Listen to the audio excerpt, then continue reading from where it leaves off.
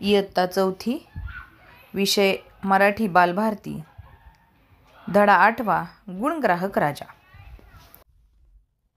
तिशी ओलांडलेले सयाजीराव गायकवाड फेरफटक्यास निघाले. बरोबर मानकरी नारायणराव घाटगे होते. एवढ्यात मुलांचा हसण्या खिदळण्याचा आवाज ऐकू आला. महाराजांनी घोडा थांबवला. आवाजाच्या दिशेने पाहिले. तिथं एक वडाचं झाड होतं. एक पोरगा माकडासारखा उड्या मारत खोडावर चढला. दुसरा पोरगा त्याचा पाठलाग करत होता. पहिल्यानं पारंबी पकडली. माकडासारखा झोका घेतला. घोड्यावर बसल्यासारखा फांदीवर बसला. दोघा पोरांचा सूर पारंबीचा खेळ सुरू झाला. सयाजीराव महाराज देहभान विसरून खेळ बघू लागले. मनानं त्यांच्या बालपणातील मौजे कवळाने गावी आले. तेथील मारुती मंदिराजवळील वडाच्या झाडावर चढले. पोरांसोबत सूर पारंबी खेळ खेळू लागले. थोड्या वेळानं महाराज भानावर आले. स्वतःशी हसले. निघताना मानकऱ्यास म्हणाले, पोरं चपळ आहेत. कोणाची पोरं आहेत ही? विद्याधिकाऱ्यांना सांगून त्यांना राजवाड्यात बोलवा. सयाजीराव गायकवाड राजवाड्यात परतले. पण वडाच्या झाडावर माकडासारखी चढणारी आणि उतारणारी पोरं त्यांना नजरेसमोर दिसत होती. घडलेला प्रसंग त्यांनी महाराणी साहेबांना सांगितला. त्यांनीही तो खेळ पाहण्याची इच्छा व्यक्त केली. सयाजीरावांनी विद्याधिकारी श्री काटावालांना बोलावलं. नजरपागेतली ती पोरं शोधून आणायचा हुकूम केला. नारायणराव घाटगे यांनी त्या पोरांची नावं व राहण्याचं ठिकाण सांगितलं. विद्याधिकाऱ्यांचा शिपाई त्या भागात पोहोचला. त्यानं पोरांचा शोध घेतला. गजानन आणि काळूला साहेबांकडे घेऊन आला. झाडावर चढण्याचा तुमचा खेळ बघून महाराज खुश झाले. हा खेळ महाराणी साहेबांनाही पाहायचा आहे. उद्या 3ऱ्या प्रहरी तुम्ही दोघे राजवाड्यात या, विद्याधिकारी म्हणाले. गजानन हा यशवंतराव माणिकांचा तर काळू रहीम चाबुकस्वारांचा मुलगा होता.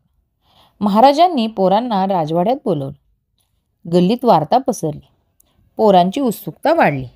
तरीही घरच्यांना काळजी वाटू लागली, कारण महाराज शिस्तीचे होते. दुसरा दिवस उजाडला. विद्याधिकाऱ्यांनी पोरांना राजवाड्यात आणले. दोघांचे सदरे मळलेले होते. चेहऱ्यावर मात्र तरतरी होती.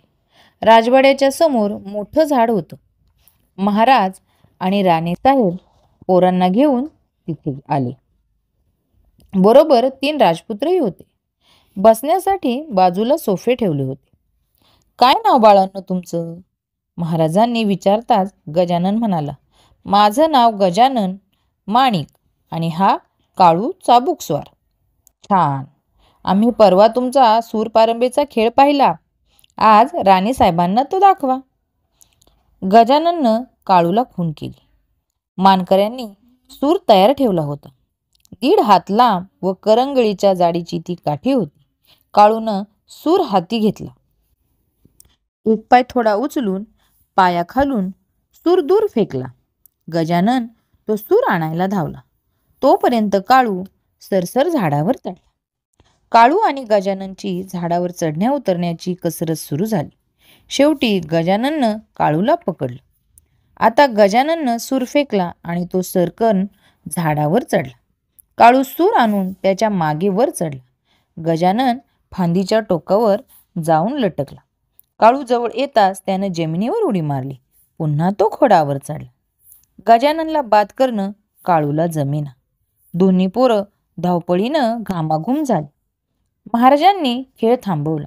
दोघांना जवळ बोलवलं. खुशीत त्यांची पाठ थोपट ते म्हणाले, छान खेळलात. खेळात हारजीत महत्त्वाची नाही, खेळणं महत्त्वाचं आहे. आम्ही तुम्हाला बक्षीस देणार आहोत. महाराजांनी घाटग्यांना खून केली. एका तबकात जरीच्या 2 टोप्या होत्या. त्यांनी गजाननला जवळ बोलावले. तू हरला नाहीस म्हणून ही भरजरी टोपी बक्षीस, असं म्हणून त्यांनी त्यांच्या डोक्यावर टोपी ठेवली. काळूकडे वळत राणीसाहेब म्हणाले, तू पाठलाग छान केलास म्हणून मी तुला ही जरीची टोपी बक्षीस देत आहे. तुमचा खेळ पाहताना आम्हाला आनंद झाला. एवढंच नाही तर आम्ही खेळत आहोत असा अनुभव घेत गेलो. महाराज म्हणाले. त्यांनी पोरांना बसवलं, मिठाई खाऊ घातली. पोरं घोडागाडीतून घरी परतली. त्यांच्या खेळाची आणि टोपीची गोष्ट मोहल्लाभर पसरली. गजाननच्या शाळेत वार्षिक बक्षीस समारंभ होता. महाराज बक्षीस समारंभासाठी आले होते. एक पोरगा पुन्हा पुन्हा वेगवेगळी बक्षिसं घेण्यासाठी येऊ लागला. अभ्यासात, चित्रकलेत, एवढंच काय, हस्ताक्षर स्पर्धेतही तोच होता. 18 बक्षिसे त्या पोराने घेतली. महाराजांनी या गजानन माणिकला ओळखलं. त्याला बघून त्यांना आनंद झाला. ते म्हणाले, बघू तुझं हस्ताक्षर. गजानननं कागद शाई मिळवली. कामटीचा बोरू केला. कागदावर लिहिलं, श्रीमंत सयाजीराव महाराज की जय. महाराजांनी त्याला जरीची टोपी बक्षीस दिली. विद्याधिकाऱ्यांकडे वळून ते म्हणाले, पोरगा गुणी आहे, त्याकडे लक्ष द्या. उद्याचं हे बडोद्याचं रत्न आहे. हाच मुलगा पुढे बडोद्याचं राजरत्न गजानन माणिकराव झाला.